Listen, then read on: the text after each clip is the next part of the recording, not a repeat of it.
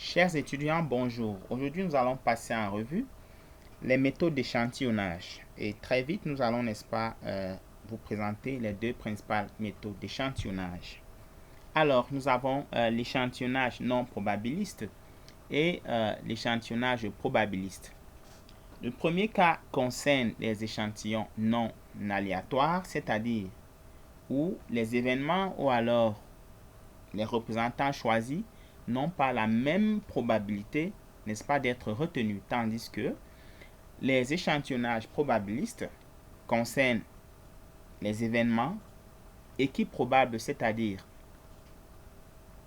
les éléments constitutifs de l'échantillon ont exactement la même probabilité ou alors la même chance de se réaliser. Bien, notre attention sera focalisée davantage sur les cas d'échantillonnage non probabiliste pour un premier temps. Et pour cela, nous commençons par les échantillonnages volontaires. Comme vous l'entendez, volontaire, ça veut dire qui sollicite le consentement de la population des enquêtés. Alors, l'échantillonnage volontaire est très récurrent et surtout pratique pour l'étude des populations humaines. Un cas d'illustration. Nous savons très bien que l'homme n'est pas un chou-fleur, c'est-à-dire un cobaye ou alors un matériel expérimental.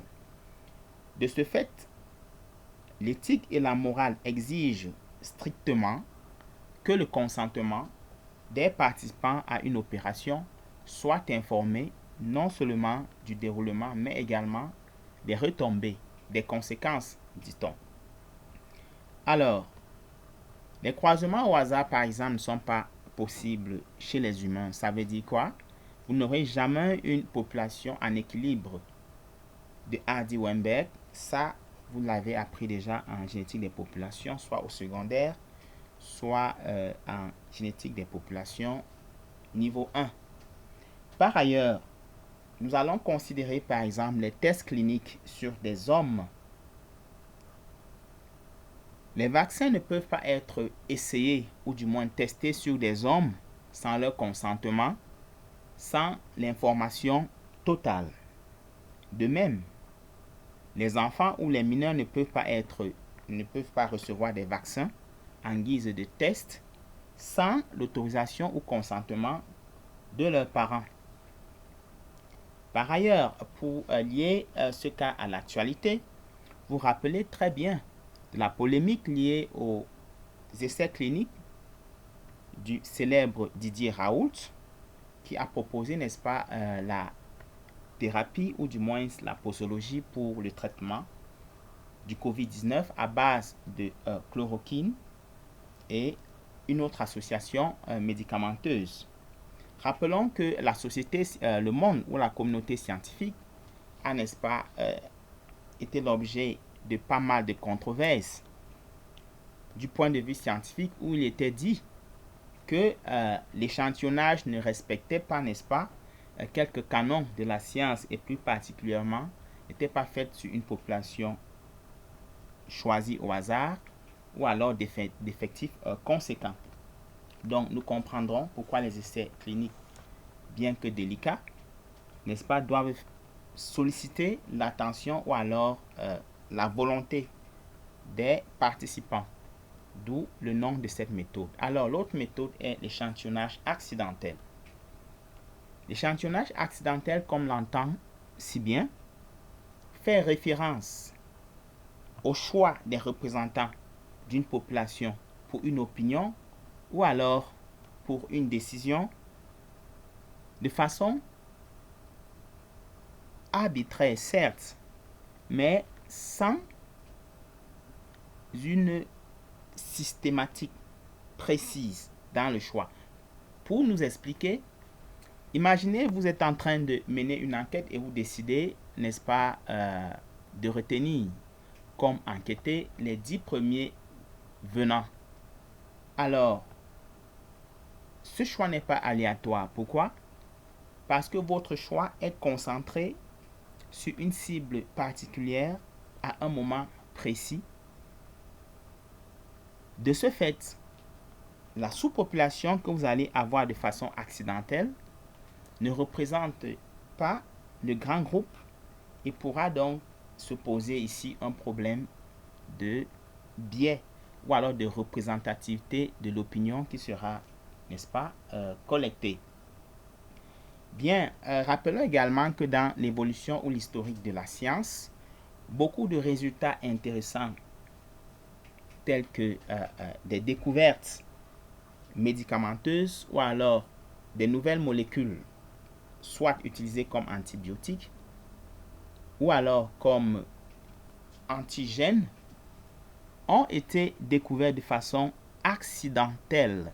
Ça veut dire qu'à un moment précis, l'investigateur ou alors le chercheur constate de façon accidentelle un intrus auquel il va accorder une attention particulière, ce qui va, n'est-ce pas, révéler des découvertes intéressantes ou alors de nouveaux phénomènes. C'était le cas pour Fleming avec la pénicilline, pour ne citer que celui-là. Alors, le prochain type d'échantillonnage non aléatoire, c'est la boule de neige, encore qualifiée d'échantillonnage par réseau. Bien, en guise d'illustration, vous êtes étudiant ingénieur agronome et au terme de votre étude, vous devez réaliser une enquête. Alors, vous êtes tenu par la contrainte de temps et aussi limité par les ressources, mais vous devez avoir des opinions dans les 10 régions. Alors, qu'est-ce que vous faites? Vous décidez, par exemple, de vous référer aux délégations régionales concernées par l'enquête. Ça peut être la délégation régionale du MINEPIA ou alors du MINADER et vous distribuez, n'est-ce pas, après avoir établi le contact, vos questionnaires aux responsables qui vont se charger, n'est-ce pas, d'entrer en contact avec les participants ou du moins le personnel de la délégation dans les démembrements décentralisés, soit au niveau des départements ou des arrondissements. Et à la fin, les questionnaires remplis sont acheminés vers les régions et comme ça, en 2 mois, 3 mois, vous pouvez avoir touché, n'est-ce pas, un nombre important de l'échantillon à la base. À partir de quoi? De l'affinité qui n'est pas liée au hasard. Ici, notons qu'il y a un processus de raisonnement dans le choix, car les responsables régionaux sont concernés par la question et ont également une affinité ou alors de l'emprise sur les collaborateurs. C'est ça un exemple très illustratif, n'est-ce pas, de l'échantillonnage en boule de neige. Après l'échantillonnage en boule de neige, nous avons l'échantillonnage par quota, autant pour moi.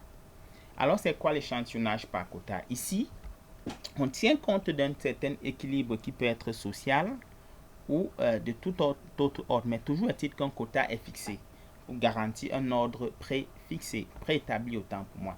Par exemple, en vue de respecter le genre, un concours peut être lancé et parce qu'on veut encourager la gente féminine qui serait faiblement représentée, on décide de recruter 60% de femmes et 40% de garçons.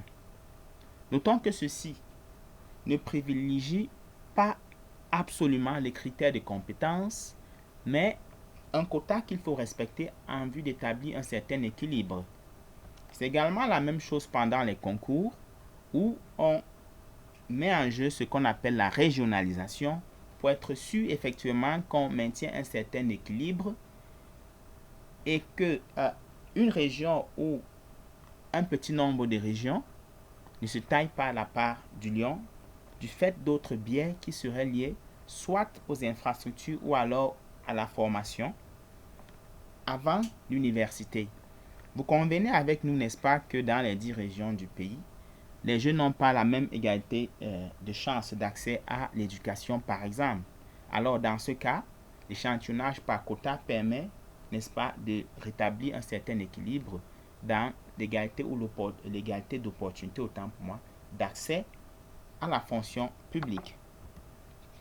Alors, Nous allons aller à l'échantillonnage par choix raisonné. C'est quoi donc l'échantillonnage par choix raisonné?